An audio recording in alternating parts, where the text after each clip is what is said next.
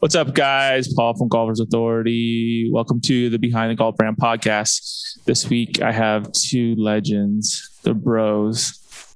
The Devereux bros, as I like to call them, even though it's not their last name. They're the OG of cool apparel for golf. I feel like a lot of people are trying to simulate what they're doing, but they were first, in my opinion.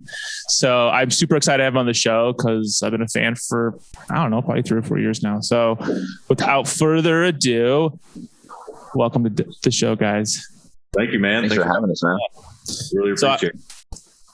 So where are you guys from? We were from West Texas, Midland, Texas. Small Midland? town. I've been in Midland. That's the middle of nowhere. That's like oil fields and it's like the little city in the oil fields, right? A lot of money there. Yeah. There's a lot of dirt, a lot of mesquite, not much to do. Midland, Odessa, right? They're like real close to each other or they're like next to each other or something. Right. Yeah. That's kind of where Friday Night Lights comes from.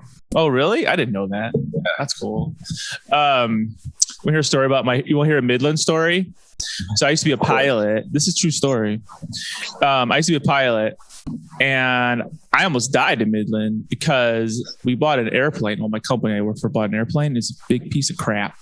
And they pulled it out of the hangar and there's like bird shit all over it and like paint was gone. And they're like, oh, you're flying back. It's back to Phoenix. And I was like, and the mechanic was like, oh, it's okay.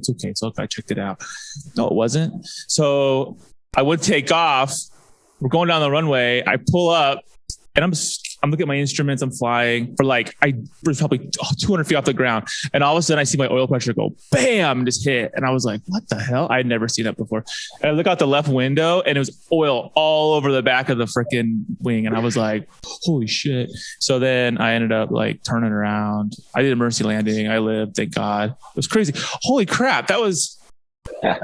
When was that? That was 20. That's today. Holy shit. That's literally today. That was 19 years ago today. Swear to God. That's so weird. Wow. Sorry. That's really crazy. Anyways, so you guys are from West Texas. Yeah. Was your dad in the oil industry or something? Or Yeah. Whole family's oil and gas. Really? Yeah. And that's kind of what we were doing before we started to blaze our own trail. That's right. I read somewhere someone's like a geologist or something geology. Yeah, that's right. I have a geology degree. I wouldn't go so far as to call me a geologist.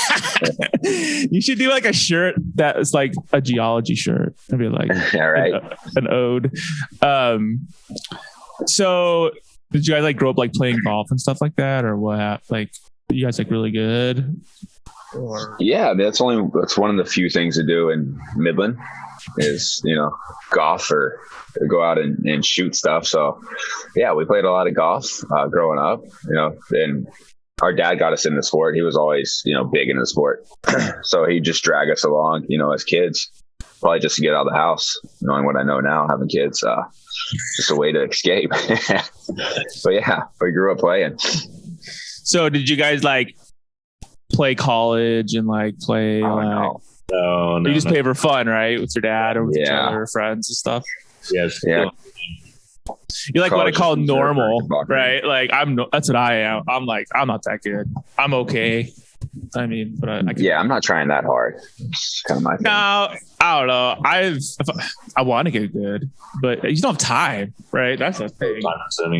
It's that sport that no matter if you play really good, you go back out and you keep playing because you want to keep playing good. If you play horrible, then you just want to go back out so you can get better. It's just one of those sports that it just hooks you.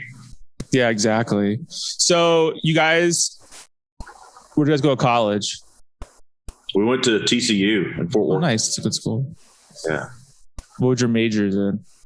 I was business, entrepreneurial management, and Robert was geology. Robert's geologist. Geologist, yeah. He's a geologist. I've never met geologists before. I bet he knows a lot about rocks. Is that true? Yeah, they're not very exciting people, but I like fossils. Fossils are cool. Yeah, there's some cool things. There's a really cool rock place by the Grand Canyon. I can tell you that. I always go with my kids. You just see it. It's on the side of the road. That's all I know about rocks. So you guys both went to TCU? Yes. Where is TCU? In Fort Worth. Oh, it's all right. It's in Dallas. What year did you guys graduate? I graduated in 2003. I'm old. I was 2010. I'm older than you guys, man. It sucks. I graduated in 2000, not from TCU. So, okay. So you guys get out of college and you guys are 7 years apart in age. Yeah. Yeah. We have 2 siblings between us. So we have the oldest and the youngest that started Devereux. That's crazy. Probably because you guys are like never really grew up with each other. 7 years is a long time, right? So it's like you guys are like not fighting because you're like 7 years apart, and it's kind of like right. Yeah, there's a difference. Will was graduating high school and Rob was like 5th grade, so it was like baby. So what'd you do? Okay, I'm gonna go first. Will, what did you do when you got out of college? You like go work for somebody? Yeah, I moved to San Antonio and I was working for a company called XPEL. They design and manufacture. It's clear film that goes on cars, protects it from rock chips, from. Oh yeah, I know what that is. A lot of stuff like that. Like that's expensive when people put it on their cars too. Yeah, on the front of them. Yeah, great product. I was there for 5 years, and then I moved back to Fort Worth and jumped in the oil and gas industry, and I was there for 8 years or so, and then Bert approached me with his idea. So that's kind of where I started and kind of fell into everything. Is Bert your nickname? Oh yeah, I go by Bert. I mean, that's cool. Always, yeah. I'm all about nicknames. I had Bobby Jones' grandson on the show 2 weeks ago, and I like gave him a nickname in the middle of the show because I was like, "Your name's too long," so now I just call him RJB. Seriously, his name's Robert Joe. Yeah, seriously. So when did you come on then, Will? Like 16? No, I came in on at the very beginning. You couldn't transition yet, right? Like Robert graduated with a degree in geology and moved back to Midland. He worked in the oil and gas industry for maybe 6 months. Was miserable. Yeah, couldn't take it. Was stuck in log libraries, pulling everything. Oh my God, it's horrible. Oh yeah. Not my cup of tea. Just bored out of his mind, and he wanted to do something different. And he's always kind of liked fashion. So he secretly applied to fashion school. He was living with my parents at the time and didn't tell anybody at all what he was doing. And applied to a couple of really good schools and immediately got accepted to FITM out in Los Angeles, Fashion Institute of Design and Merchandise. And kind of him and hawed at it a little bit, and then decided he was going to do it. So he went to my mom and said, "Hey, I can't do this. I appreciate the education, the geology, but I've got to get out of Midland." And he said, "I've been accepted to fashion school." And she said, "That's awesome." So Bert was working for my dad, and my mom was like, "Okay, what are you going to do when you go?" And he's like, 2 weeks. She said, "Are you going to tell your dad?" And he's like, "No, I was hoping you would." I was just going to Irish exit. Your dad's head's going to explode. He's going to be like, "Wait, what?" Yeah. You're doing what? That's right. And so a male going to fashion school, people think something's up. From Midland? Oh, yeah. They're like, "Wait, what?" And then your dad's probably like, yeah, it doesn't vibe well. So it was a little different, coming from Midland going to fashion school. But yeah, I think it's badass. Actually, it's like you followed something that was like passion. Like it was more, dude. Like I remember my first. Like I used to be a pilot, right? Before I did all this shit, and like my first job, I remember driving to work.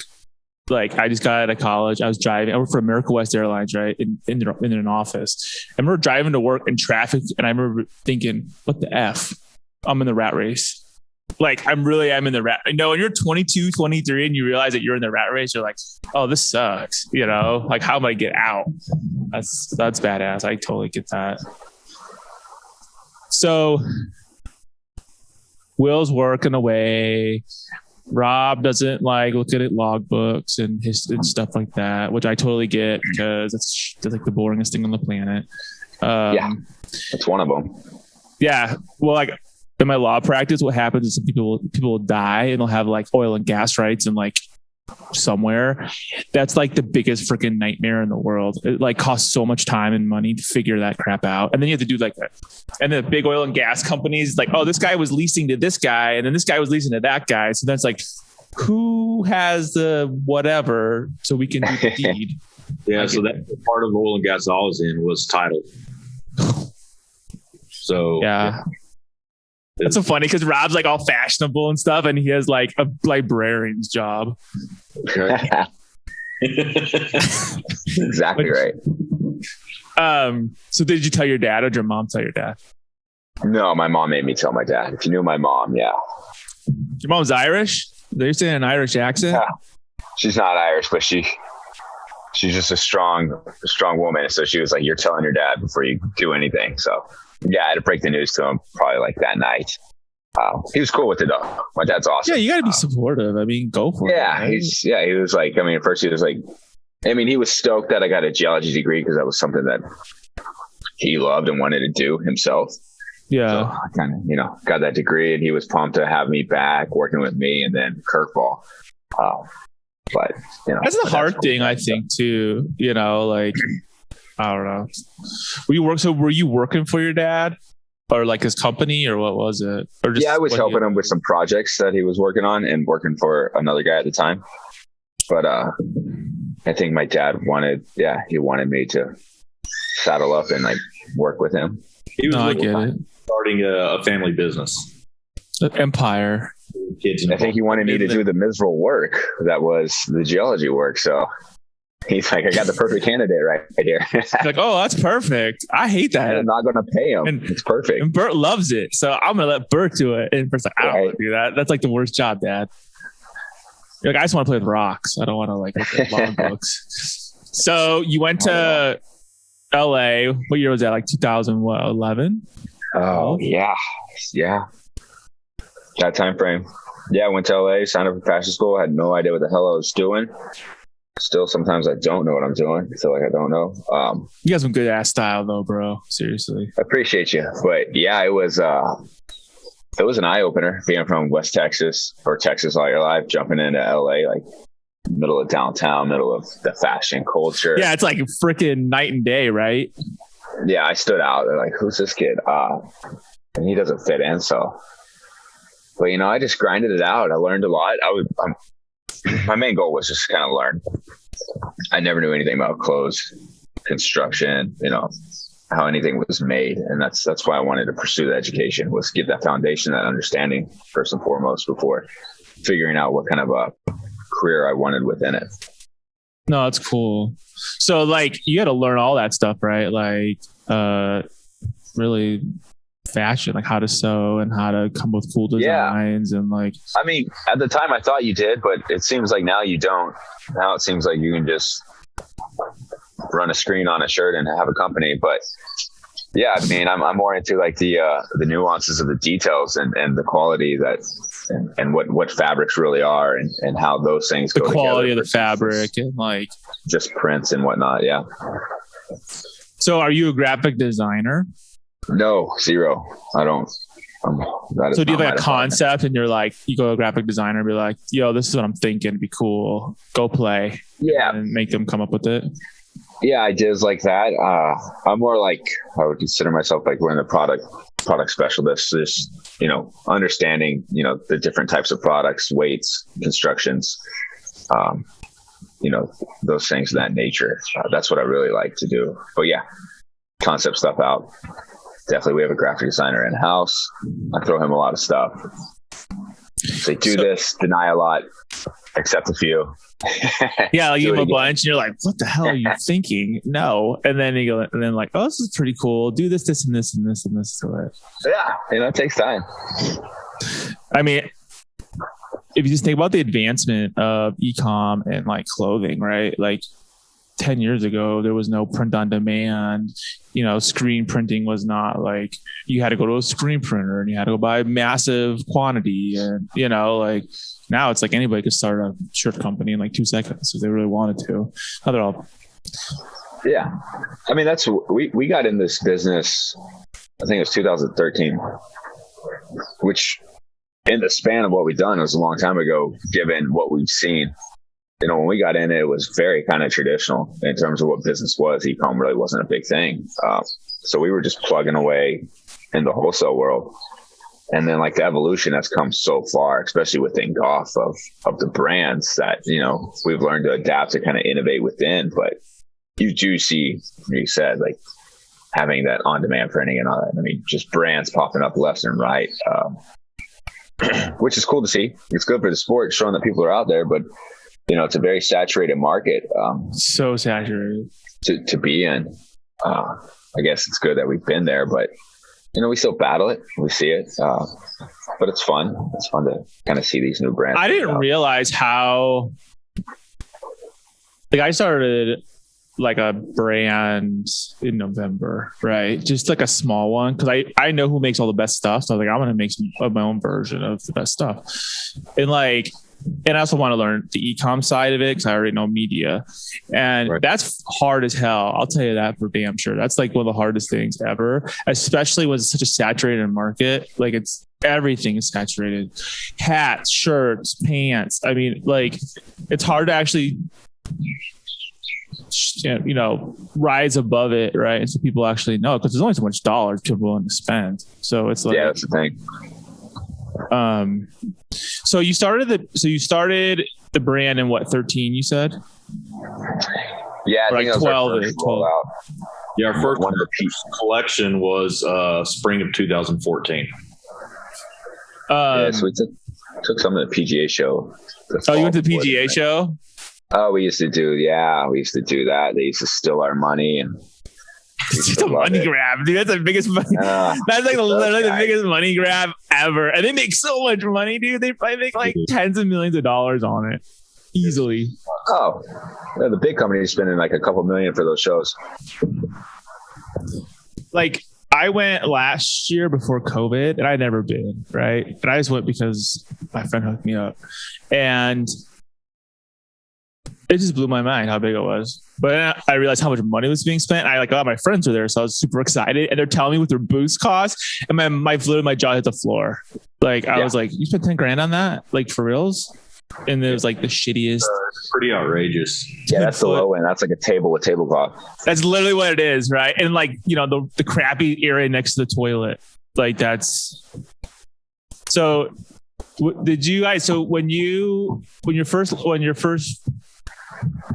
stuff came out in 14, did you go to the PGA show to kind of be like, this is our baptism, I guess? Like, hello, golf world. Yeah, we actually, our first one was trade show was in Las Vegas. I know which one that is. So there you're actually showing your spring collection.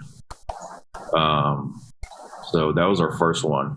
Funny story about that. So, we get our clothes in, we're super excited. We take everything up to Vegas. Do you guys live in here at the time? No, he was in LA and I was in Fort Worth. Oh, wow. So we meet in Vegas. We have everything folded in suitcases. So we get there and we have to unfold everything. And it has, the folding marks on it. And so we didn't know that you could go downstairs and get a steamer to steam the clothes. So we got a 12-pack of beer, went up to the room, and ironed all the shirts. Oh my gosh. It took forever. We cranked the shirts were the wrong color because of the factory. Yeah, really? Anything that goes wrong goes wrong. Yeah, it's a hell of an adventure. Shower on high heat and made our little steam room in there, and we're hanging shirts, and it was that's a long time ago. What year was that? 13? Yeah, that was 13. All 13. So then when you were at fashion school, is that when you kind of came up with the Devereux brand? Like you had that idea, or like what happened? Yeah, I mean, the ideas evolved a lot, but yeah, the idea back then was just to kind of present a more youthful, inspired golf clothing brand. There was nothing on the market. This was probably the time that Travis Matthew was like hitting their stride. I actually went and interviewed for like a customer service internship deal, got denied, and I was like, these guys, I'll just do this. You're like, oh yeah, I'm gonna start my own company, and then I'm gonna kick your ass. I'm gonna work for free, but no. Oh, don't you love that when people deny you and you're like, I'm literally gonna work for free? Like, no, we're not interested. It's like, yeah. So I've had that happen. I went to the drawing board. I was like, yeah, maybe I could do this. And I got the wheel spinning and wanted, I feel like those guys were pretty inspirational at that time. Got the wheel spinning and kind of put me on, a path to kind of create this a little bit of more youthful brand with the ideas and the values and the product and put it out there to the public. And that's kind of, what we did. So, I was thinking about that all the while at school because I was doing the internship programs and went down to Huntington Beach to interview with them through it. And when they said no, I was like, all right, this is what I want to do now. I don't like being told no. So, well, it's like they don't get it. I'm not saying anything about Travis Matthews. It's like somebody makes a decision and they're like they're not the decision maker, right? It's just like the person that says, oh, that, yeah, I'm glad they said no. Yeah, hell yeah, because you probably working there right now in the customer service department. Hi, this is Bert. What's your problem with your quarter shoes and your? Did they sell the Callaway or somebody? Who bought them? Yeah, big money. Yeah. You can always tell when a brand sells out. Oops, I said out loud. When a brand goes to the big stuff and it's like, okay, I'm going to talk some shit for a second. I'm sorry, but a hat that says like stuff from old movies was like cool like 5 years ago. So don't be releasing that. I'm not naming brands that do that right now, but come on, really? I agree. Like that's not originality. So what year was that? Like 2012, 2013? We try to get the attention. Yeah, that was probably 2012. You should have Will go over there. Been like, yo, hire me. I want to work for you. Yeah, I know. These guys were still in a trade. They were like in a double wide. The interview was. It was something small. Really? So it was. Yeah. It was small. It was cool. Is there really a guy named Travis Matthew, or they just named the brand that? I don't even know. No, it wasn't a guy named Matthew. Yeah. There's two guys that started the brand, and they use both their names. Kind of like Devereux. Devereux is a very French name, right? And you guys are from Midland, Texas, which I think is. Yeah, we try to be classy. 6-pack. We're 6-packing right. it. A Bud Light. Yeah. Don't let the name fool you. Yeah, I think it's a cool name. I always spell it wrong, but I took Spanish. Add an A in there. There's no A. Devereux. So how'd you come up with the name Devereux? So it's our grandmother's name. Family name. Really? That was her first name or last name? First name. What a cool name. Yeah. So our great grandmother was Mary Devereux, went by Mary. Our grandmother's Mary Devereux goes by Devereux. And my oldest daughter is Mary Devereux. And that's freaking, see, that's cool. You said that, is that on your website? That's cool. I think. I think it's on our website. So it's my middle name, my dad's middle name. So it's just family name, but it really, everything kind of, we named it after our grandmother. Were you guys French? I don't think so. Oh, I was wondering. Yeah, where's your family from? Like the Texas or like the South or what? Texas. Yeah. So that's cool. So I never knew that about Devereux. I think that's badass. So you started Devereux in 14 times, right? And then you went to PGA show. How was that first Vegas show?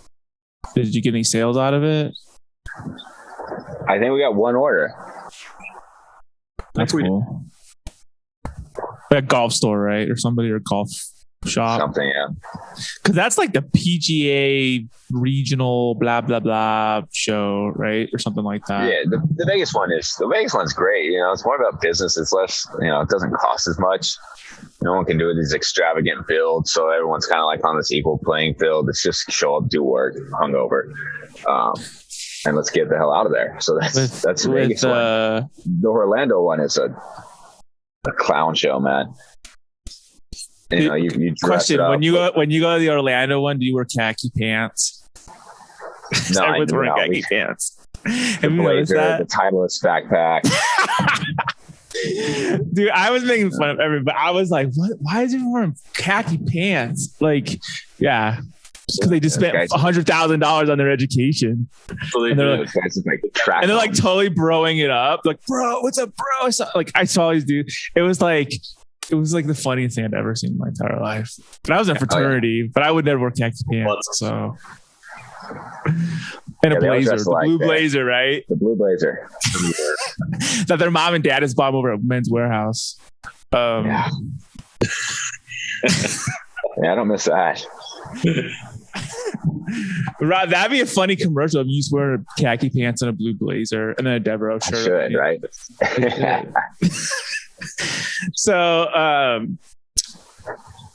how was your first Orlando show after you spent $1 billion on your booth? Right.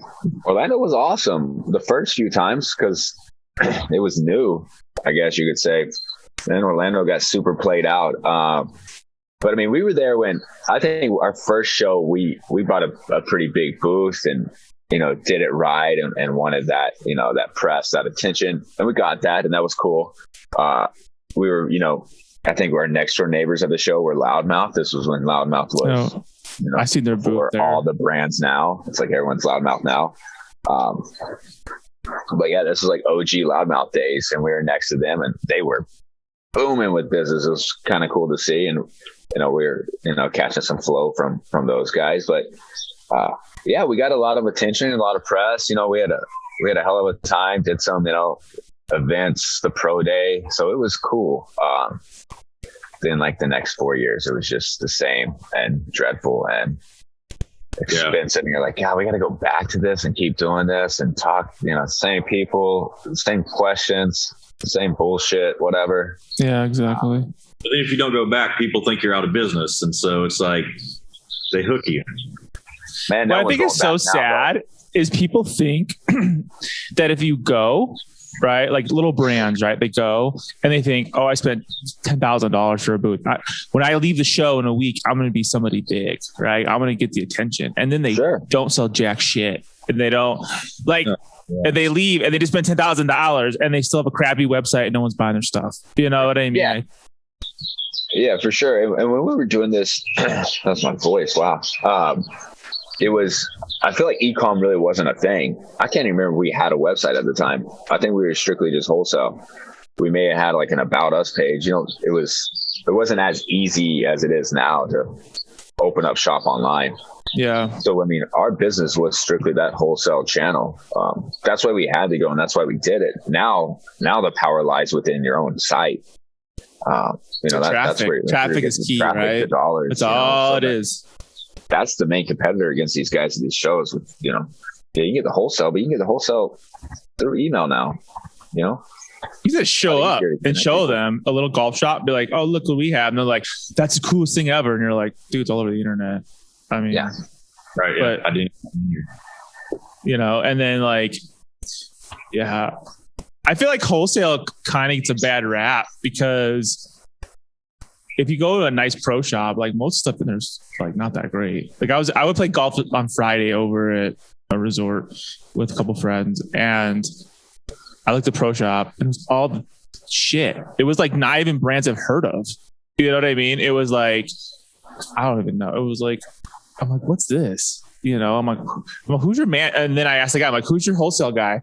And he's like, oh, well, the hotel manages all that. So like they do it. And I'm like, no wonder your stuff is ugly and like no one would ever buy it. Like people Arizona flag, you know, or something.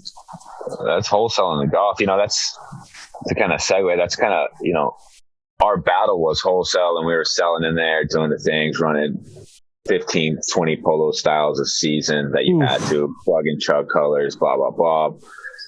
You know, just get in these shops, just to hold, you know, space in these shops. But, you know, as time kind of goes on, we're looking at these shops like, man, these people, you know, I'm gonna probably have to drag them to the dirt here, but they don't know what they're doing. They're not selling your stuff. They're selling tea times, man. Yeah, you go in there, everything's dated. You got, you know, they're dealing with dark lights, oak wood. Like it's horrible. It looks like, you know, a blast from the 90s with trying to put new shit in there, and it's not that appealing. So we have a big point of difference with, you know, what wholesale was. And granted, there are some cool shops. Some people are kind of seeing that for what it's worth and making cool shops now at golf locations, but 90% of them aren't. And it's, you know, it's a beating just to walk into one. It's like, where do I even go? How do I even purchase? Like, everything is the same. There's no difference. So so you heard a story. I went to a course like 2 months ago, and I was wearing a t-shirt, right, and like pants, and like I'm gonna play golf. And my buddy, who was a GM at this golf course, goes, "Where's your polo?" And I was like, "Are you joking?" He's like, "No, really, you gotta put a polo on." I'm like, "But this is a golf shirt. It literally says golf on it, right? Like, and this is what people are wearing to golf courses." And he's like, "Yeah, but the members are gonna be upset." I'm like, so guess what? I had to go spend $150 on golf clothes at a freaking golf shop because I didn't have the right pants. I had to buy this ugly ass Adidas polo. I was so pissed. I had to buy a new hat. I still spent $150 on stuff so I could like go play. I was kind of irritated about that, but that's the hard part, right? With fashion, because like, it's like, where's the line? When is it not traditional, right? And then where is it like chill? And I'm a chill. When I go play, I don't care what I wear. That's the whole push right now. And you'll still have those higher end clubs that are always going to, you know, have their dress codes. Polo shirt have to be tucked in. So I was wearing like normal clothes. Yeah. Not normal clothes, but golf clothes. So you guys really started to get momentum. What do you think gave you the most momentum in what you did? I think it was just kind of our styling, really. Just doing at that time different. Yeah. High quality at a good price. Our bottoms really took off. Our gravity shorts and our gravity pants. I think that was a big moment for us, where we saw a lot of growth in that. And then we just kept developing off of that, doing really cool joggers. Because you're one of the first people who started doing that.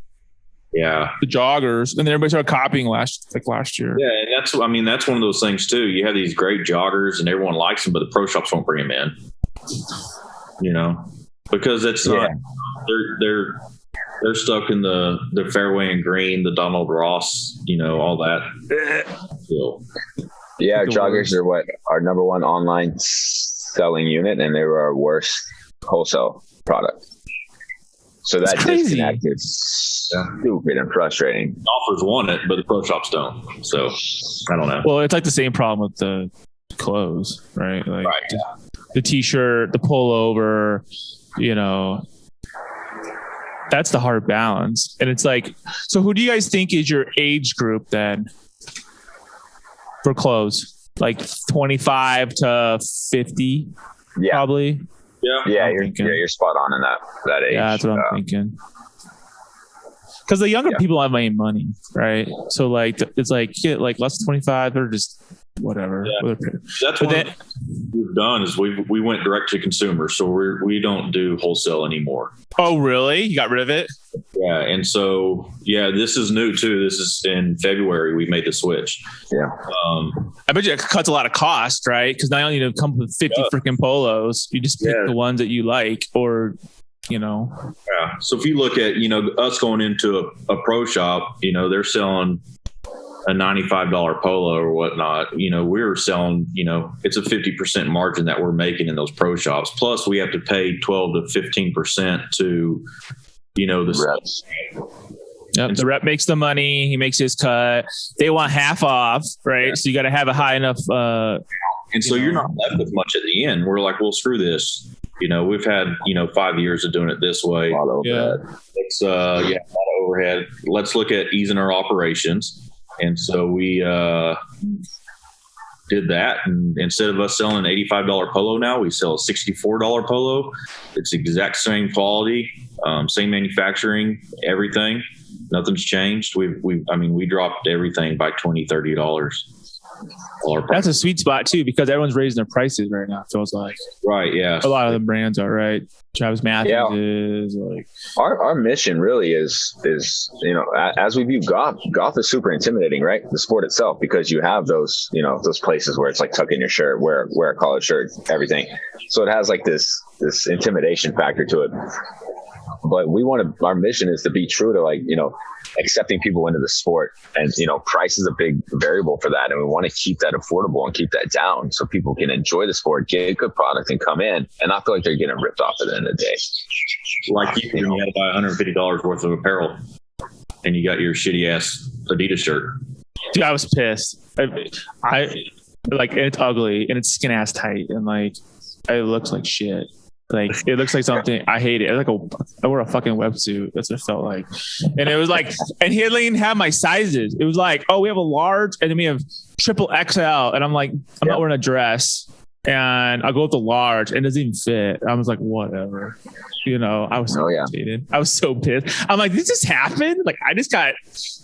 It wasn't his fault, But they made us sell. I mean, I think it's smart. You guys are going wholesale. Wholesale, the whole other racket, because you have a wholesale person. You got to have your, guys who probably don't even go out and sell, right? So like they go out one time a year and they want their 15%, but this golf course is always going to buy it, so it's free money essentially to these dudes. Right? Yeah, it's hard to manage people that work on commission. Yeah, they don't care about you. It's paying them the most. Somebody told me though, I don't know if this is true or not. Somebody told me that like if you can't, if like you have more than say 5 people, right, doing that for you, or they're not really considered independent sales reps, and then you got to treat them like an employee. Somebody told me that. I was like, that's true. That's bullshit, because you know that? I didn't know that. That's not. But you don't have to worry about it anymore because you're not doing it. No, so then in February, I bet you guys had a huge year last year, right? Like exploded. Yeah, last year was good. Was it your biggest year ever? For e-commerce, yes. E-com, yeah. We were talking about going to DC for a while, but when COVID hit, I mean, it just kind of really put everything full. It validated it. Yeah. So, would you feel like last year was your biggest year? Yeah, it'd have to be. Sure. Yeah, a lot of the pro shops, we had a lot of cancellations, especially California and Hawaii, just because of COVID. Yeah. I mean, Hawaii, they were shut down. People weren't traveling there. They couldn't. A lot of places in California were shut down. So we started getting a lot of cancellations on our wholesale orders. But then our direct-to-consumer e-commerce was just taken off. And then they like offset it, right? Yeah. There's that week in March where everything goes like this. Boom, it hits the ground. You're like, oh, crap. I saw my traffic. My traffic goes boom and it's dropped. And I was like, oh, something's happening. Like no one's even looking for golf equipment, like zero. Right. And I was like, oh shit. And then all of a sudden it goes, and it like took off like a rocket. Like last year, dude, I was getting like 200,000 people a month on my website. I was like, holy crap, where are these people coming from? But I mean, yeah, they were buying, man. Did you guys have any problems with like supply chain? We're starting to run into it a little bit right now. We didn't see it before. Really? But right now, a lot of having trouble getting yarn. We develop our own fabrics. So getting, yarn into a lot of these manufacturers, it's with everybody right now. I mean, everything's kind of on back order. I mean, you look at all the microchips, you look at... Oh, yeah, look at that. You got lumber. I mean... Everything's messed up. You can't get paint right now. I mean, paint's hard to get. Is it really? Oh, we're trying to paint our house right now. Yeah, they're trying to paint your house right now. You can't even get paint. Why are you telling me? We're about to do a bunch of housework, too. Now I'm like, oh, maybe we shouldn't be doing any housework. Yeah, it's expensive, and it's starting to catch up. So I've had some brands go, oh yeah, I'm not gonna name brands, but like very large e-com companies being like, oh yeah, we're a shortage right now. And I'm like, there's no way. Like I know there's a shortage, but like you're the largest e-commerce golf company in the world. Like if you can't get it, either you're lying to me or you really can't get it. And then of course I knew they were lying to me because I was like, oh, it's funny because you're running all these sales right now. So obviously you do have right. stock. Don't that's lie why to me. hard goods, golf clubs, hard goods. I mean, that's why they're behind too. Balls. Last year, balls was huge, man. I had Dean Snell on the show, and Dean from Snell Golf, and Dean Snell was like, dude, you can't get urethane anywhere. Like everyone's fighting for urethane. I was like, really? He's like, oh yeah, you can't find it. You know, like everyone's on back order. That was like in September. I was like, shit. I thought all this cool stuff. I never even know. So who designs your website? Is that like you have like a designer for that, or is that more like you guys come up with a really cool design? And then, we have a company out of Fort Worth, in it's Alon. badass. Yeah, they do. They did our website. Whose white truck is that in the video? Is that Guy met on Bert's? Craigslist. Shut up. Straight up, man.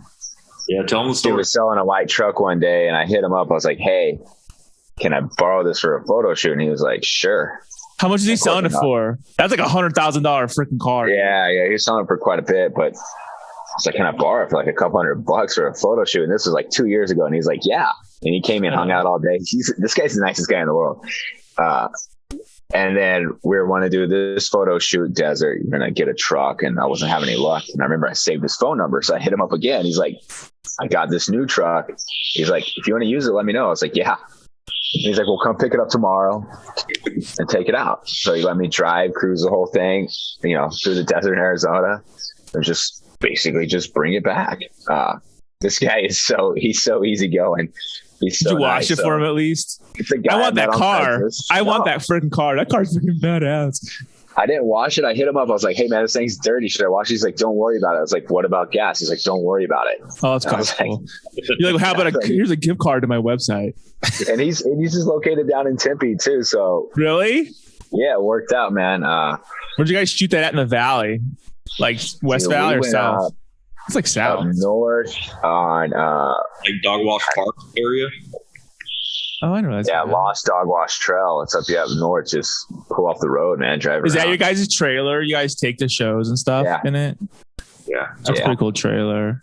that's really cool. I know Asher has a trailer like that, and True has a trailer like that. Those are sick ass trailers. That truck was pretty cool. You know, you would drive it on the right side instead of the left. The steering wheel is on the right. Is it really? I didn't even think about that. It is. I don't know. Yeah. But then, you know, on top of that is is shifting gears because it's a manual, and so you're shifting with your left hand instead of your right. Oh, that messed me up. Yeah, it's kind of weird. Yeah, it was cool though. Is Rob in that video? Let's see if Robert's in that video. Yeah, I should be. I'm driving it because the model didn't know how to drive it. The models didn't know how to drive it. They don't know what stick shift why, even is. They're like, oh, what's stick shift, bro? That's why I made the video.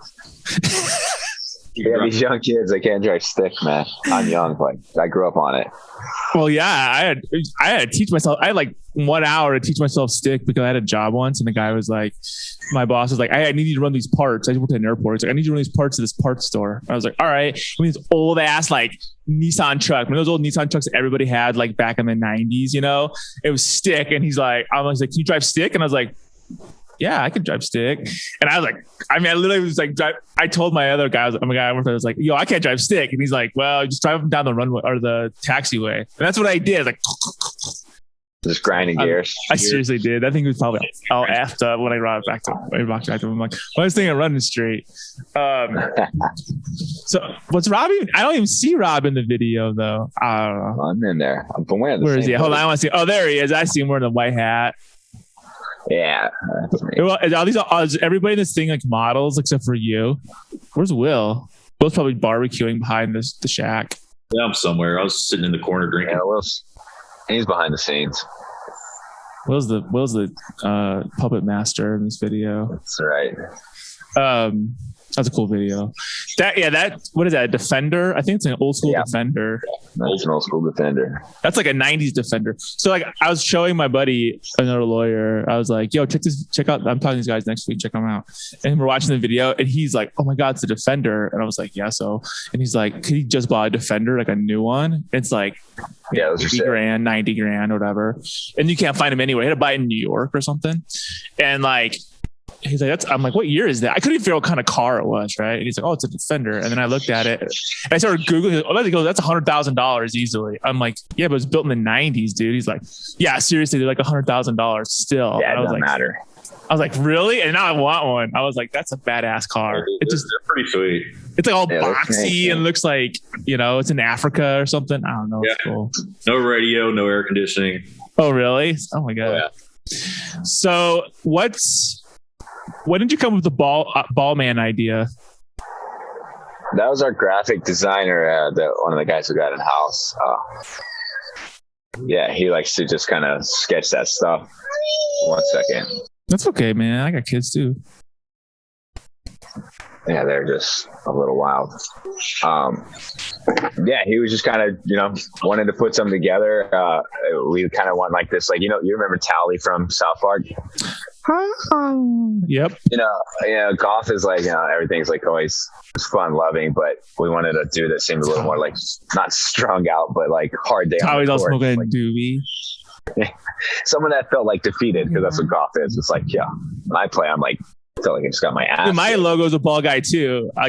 Seriously, I have had it for like 3 years, and I was like, I saw yours. I'm like, oh, it's cool too, because the only difference is like you guys do it, Malvin does it, and I do it.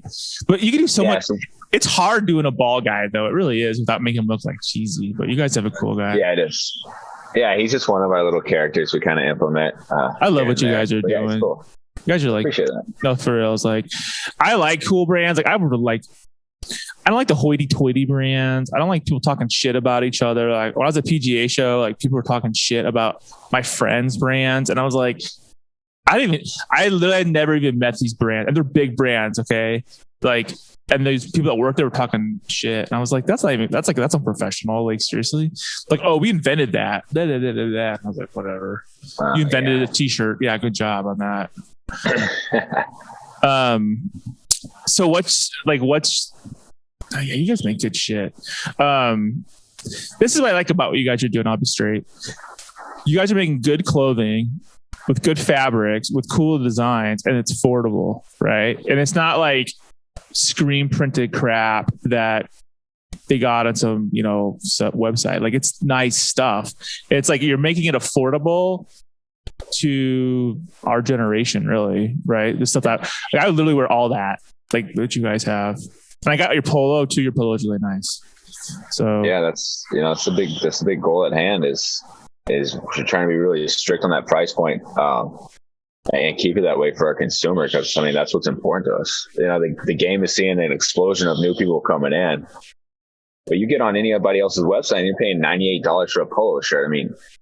Dude, after green free, after golf balls, after clubs, you're tapped out. Like it's expensive. So, we're trying to kind of ride that wave of, cool stuff for a good price. It takes a lot of work. Let me tell you what I love. I love like the Augusta hat, like the old school, like easy hat. That's sick.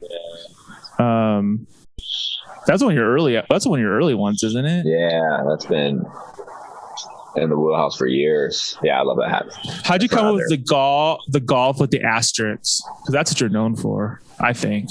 Yeah, that's our bigger logo. It's just it just kind of came to us one day. Always, it's kind of what my dad always said. He's like, why they named it golf? Because the other 4-letter words were taken.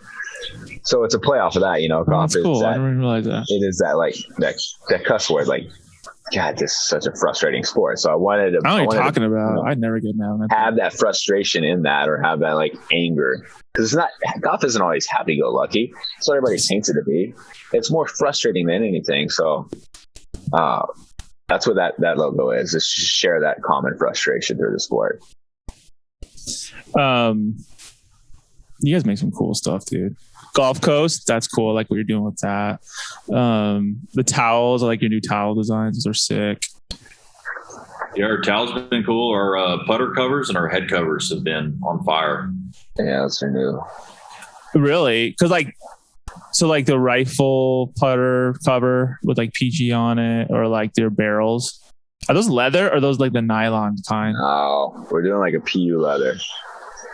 Really? The only reason, I mean, we're doing that just we're trying to give that cool design in that good price point. Because once you step up to real leather, then you're looking at people $200 putter. My putter doesn't cost $200. I'm not trying to put a $200 cover on it. So what's crazy, I didn't even realize that was like fake leather or whatever. I mean, it's really good quality, honestly, for what it is. You can print on it, right? That's what's so good too. You can print on it. You can embroider on it. For the price, it's perfect. Dude, that's a good price. You know why? $45. Trust me. Like, I know I'm not gonna name brands, but I know brands that are making the nylon ones, right? The nylon head covers for like more than that. And that's and I looked at yours and I was like closer. And I was like, holy crap, that's a lot of extra details for that price point. Like that's literally a $75 head cover. Like if you think about the market, right? Easily, yeah. I mean, that's sick. So do you just come up with these ideas and you like make them, or does your team help, or how do you guys come up with these cool designs? Yeah, we work collaboratively in the office. Yeah. As we're a small team, but we throw stuff on the wall. We put up a drawing board. We kind of figure it out. But I mean, our goal is to tell narrative through product and not just slap something and be done with it and put a flamingo on a shirt and be like, that's the flamingo collection. It's not what we're about. We're trying to come up with collections that actually are inspired by something and given a narrative and a voice and a reason for people to purchase. So it's a lot of effort that go into like what we're dropping and what we're doing. That's surrounded by the game of golf, and how we can kind of put a creative spin on it that isn't, already been done. The whole Simpsons have done it. Whose idea was it to start making kids clothes? Because I think it's brilliant. We did that years ago. It may have been our sales director at the time. No, it was you. I didn't have no kids then. You were thinking about it. You want you clothes for your kids. You were thinking about it. Plus, my kids don't wear polo shirts, just like I don't. But no, yeah, we ran that out. It was just a wholesale play. It was a tack on. Yeah, I mean, because no one really does that. I mean, competitor wise, right? I mean, I haven't seen that.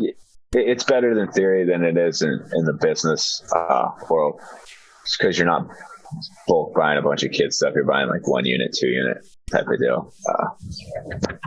But it's nice. I mean, we sell the polo shirts on e-com to this day. What's your most popular shirt? Is it a t-shirt or is it the polo or what? Probably our polos, since e-commerce. We made our shift and lowered our prices. We really didn't sell too many polos online, but now we're just they're just flying like crazy. They do really well. T-shirts do good. We've started doing a lot of drops, a lot of little capsule collections. When we do those, or T-shirts go really well. Everything does in those. And the shorts probably do. The joggers are cool. I mean, our bottoms are best sellers. Yeah. Yeah, we have that Oasis short too. It's kind of like a workout short, kind of leisure, and that's great. It's great for the course. It's great for working out. You can swim in it and you can do everything. Is it like an elastic top? It looks like, or that's cool. That's big right now too. That's my golfing short, man. Yeah, man, I would be comfortable when I golf. Like seriously. Yeah, well, I'm not trying to wear a belt and tuck in. I'm trying to have a good time. I think these should be pictures of you guys all over the website trying to clothes on, like instead of all these models. Same guys. Save a lot of money. I mean, I think it's phenomenal. Like your guys' growth, right? Like just. That's a hard market to be in. And the way you guys are the way you guys have grown, and then the products you have a lot of cool products. And like, it's not like cliche stuff where it's like, oh yeah, that's somebody copied that idea, and you guys brought it in. It was like, you were the first to like do it, because I don't really know anybody who was doing t-shirts, like nice t-shirts.